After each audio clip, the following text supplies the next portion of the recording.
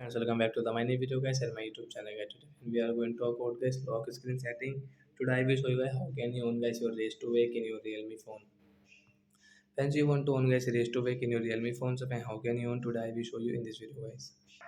So friends, now let's see guys how can we on guys race to wake and how can we use.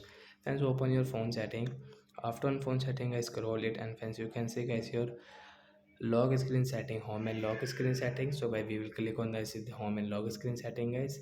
Then guys again scroll, friends you can see guys your lock screen setting. So friends, you want to on guys your raise to wake setting guys, you can on from here. After on guys you can use this raise to wake setting. So suppose guys your phone screen is off, and guys if you take your phone, so friends you can, when you will pick up your phone means when you will take, so your screen will on automatic. So like that guys we can on raise to wake and guys we can use it. So that's it guys, thanks for watching the video guys. Bye bye friends. And guys, sorry for this sound guys, I am really sorry guys, ignore this sound guys. I am really sorry. Bye friends.